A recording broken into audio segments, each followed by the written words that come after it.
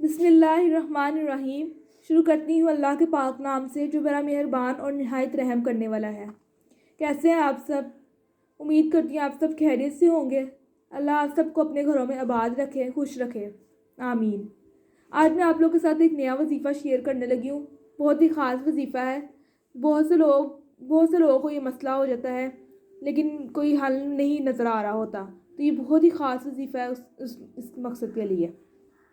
وظیفہ شروع کرنے سے پہلے آپ میرے چینل کو سبسکرائب کر دیں تاکہ جو نئے لوگ ہیں میرے چینل پہ آپ تک میری ویڈیوز پہنچ سکیں، اور میری ویڈیوز کا لائک کرنا مت بھولیں۔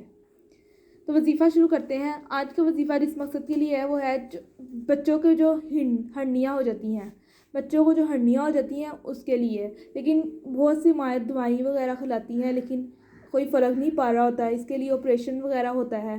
تو بہت ہی خاص وظیفہ ہے یہ وظیفہ بہت تھوڑا سا ہے، چھوٹا سا ہے، اور آپ لوگوں کو بہت زیادہ آپ لوگوں کو فائدہ ہوگا اس وظیفے سے انشاءاللہ۔ ہرنیوں کے لیے وظیفہ ہے یہ۔ وظیفہ کیا ہے یہ میں آپ کو بتا دیتی ہوں۔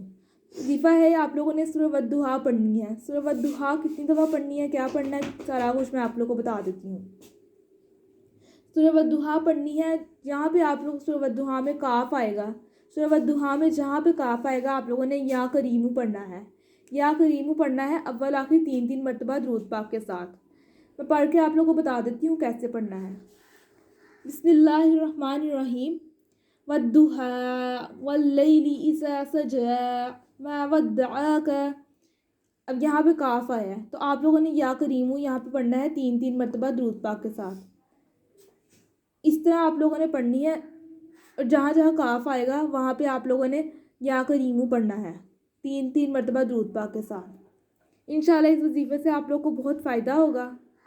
اگر آپ لوگ کو وظیفے سے فائدہ ہو تو آپ لوگ مجھے کمنٹ میں ضرور بتائیں، اور یہ وظیفہ صرف اور صرف 9 دن کا ہے۔ 9 دن میں آپ لوگ کو فرق نظر آ جائے گا۔ میری ویڈیو پسند آئے تو میرے چینل کو سبسکرائب کر دیں اور میری ویڈیوز کو لائک کر دیں۔ اللہ حافظ۔